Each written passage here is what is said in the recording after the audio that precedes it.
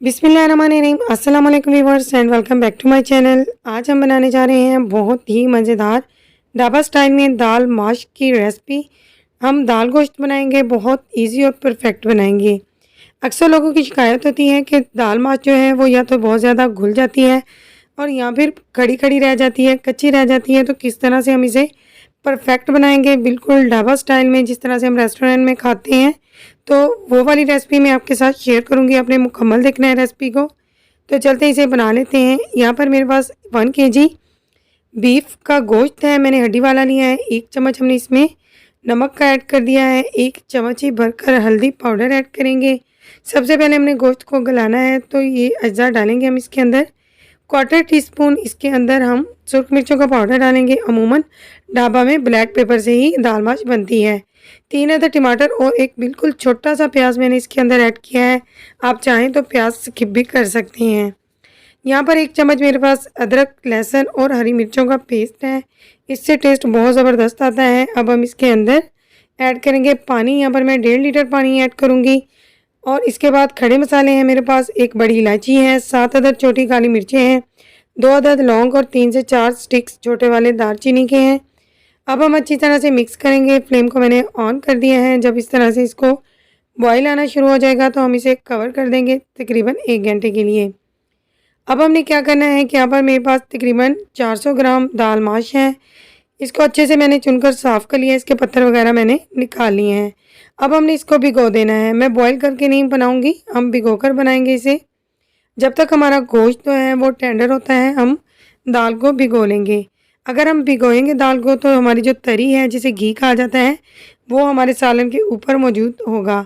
वरना अगर आप इसे बॉईल करेंगे तो घी भी इसके अंदर ज़्यादा जाएगा और वैसे भी दाल के ऊपर तरी नहीं आती। दाल को भिगो दिया है मैंने। इधर देखते हैं 45 मिनट के बाद की क्या सिचुएशन है। आधा पानी जो है वो ड्राई हो चुका है। मैंने इसके अंदर 1 कप कुकिंग ऑयल भी ऐड कर दिया था, तो वो मैं वीडियो शूट नहीं कर पाई। मुझे लगता है कि मेरा कैमरा ऑफ हो गया था। 1 चम्मच मैंने इसके अंदर सूखा धनिया पाउडर ऐड किया है। इस स्टेज पर मेरा गोश्त जो है वो गलने के करीब है। मैंने 20 मिनट के लिए दोबारा से इसको ढक कर रख दिया था। अब यहाँ पर मेरा गोश्त जो है वो बिल्कुल टेंडर हो चुका है, बिल्कुल नरम हो चुका है।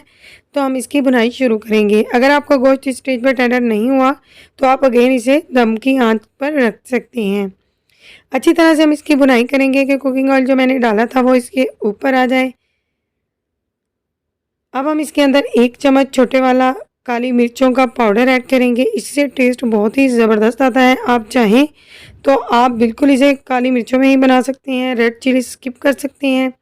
अच्छी तरह से हम इसकी बुनाई करेंगे। अगर आपको मेरी वीडियो पसंद आए तो प्लीज़ मेरी वीडियो को लाइक कीजिए। चैनल पर नए हैं तो सब्सक्राइब किए बगैर मत जाइएगा। साथ दिए गए बेल आइकन को ज़रूर प्रेस किया करें ताकि मेरी नई वीडियोस का नोटिफिकेशन आपको मिल सके। 4 अदद हरी मिर्चें साबुत वाली मैंने इसके अंदर ऐड की हैं। अब हमने अच्छे से इसकी बुनाई करनी है। तकरीबन 7 से 8 मिनट तक हम इसे अच्छे से भुनेंगे। देखिए कुकिंग ऑयल मैंने 1 कप ही डाला था, तो वो इसके ऊपर जो है वो आ चुका है। अच्छी तरह से हमारा जो गोश्त है वो भुन चुका है। आप बीफ की जगह मटन या फिर चिकन भी ले सकते हैं। गोश्त हमारा जो है वो अच्छे से भुन चुका है। तब हम इसके अंदर पानी ऐड करेंगे। पानी को ऐड करने के फ़ौरन बाद ही हमने भीगी हुई दाल इसके अंदर पानी समेत ऐड कर देनी है। पानी को गर्म होने या बॉयल आने का वेट नहीं करना। इससे क्या होगा कि दाल माश जो है वो अच्छी तरह से गल जाएगी, बिल्कुल खड़ी खड़ी नज़र नहीं आएगी। तो ये एक ट्रिक है जो मैंने आपके साथ शेयर किया है। अब हम फ्लेम को हाई करेंगे ताकि इसमें बॉयल आ जाए। आप देख रहे हैं कि तरी जो है वो ऊपर आ रही है। इस तरीके से बनाइएगा, आपका दाल गोश्त जो है वो बहुत ज़बरदस्त बनेगा। बॉयल आना शुरू हो गया है तो अब हम इसे कवर करेंगे तकरीबन आधे घंटे के लिए। और आपने एक और बात का ख्याल रखना है कि इसके अंदर आपने बिल्कुल भी चम्मच नहीं चलाना। जब तक ये बिल्कुल अच्छे से गल ना जाए दाल, इस वक्त तक आपने बिल्कुल चम्मच नहीं चलाना।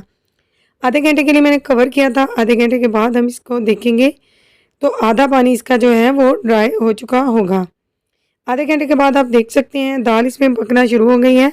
अगर आप चेक करना चाहते हैं तो ऊपर वाले हिस्से से चम्मच की मदद से आप एक दाना दाल का लेके इसको चेक कर सकते हैं। अदरवाइज़ आपने इसमें चम्मच नहीं चलाना, वरना हमारी दाल जो है वो खड़ी की खड़ी ही रह जाएगी। तो इस बात का आपने बहुत ध्यान रखना है। अब हम चम्मच की मदद से ऊपर वाले हिस्से से इस तरह से थोड़ी सी दाल को उठाएंगे। हाथों पर मसल कर देखेंगे तो इसमें मेरी जो दाल है इस वक्त पर 90% दाल पक चुकी है, तकरीबन इसे 10% और गला लेंगे। अब इस स्टेज पर मेरी दाल जो है बिल्कुल गल चुकी है, तो मैं इसके अंदर चम्मच चलाऊंगी और एक्स्ट्रा जो पानी है इसे हम ड्राई कर लेंगे। पानी ड्राई होने के बाद मैंने इसके ऊपर थोड़ा सा गरम मसाला पाउडर ऐड किया है। अब हम थोड़ा सा कटा हुआ हरा धनिया भी इसके ऊपर डाल देंगे। ये बहुत ज़बरदस्त गार्निश होती है इससे। थोड़ा सा कटा हुआ अदरक और तकरीबन 8 से 10 बारीक कटी हुई हरी मिर्ची इसके ऊपर ऐड करेंगे। बिल्कुल ढाबा स्टाइल में ज़बरदस्त सी दाल हमारी रेडी हो चुकी है, बहुत मज़े की बनी है। आप इस रेसिपी को ज़रूर ट्राई कीजिएगा, अपना फीडबैक मुझसे ज़रूर शेयर कीजिएगा। यहाँ पर हम दाल को चेक कर लेते हैं, तो देखें बिल्कुल नरम सी दाल हमारी बनी है, ज़्यादा गुली भी नहीं है। अगर आपको मेरी वीडियो पसंद आई है तो अगेन रिक्वेस्ट है कि छोटा सा लाइक कीजिए। मेरी वीडियो को दोस्तों और फैमिली मेम्बर्स के साथ शेयर करना मत भूलिएगा। अपना फीडबैक मुझसे शेयर कीजिएगा। Thanks for watching. अल्लाह हाफिज़।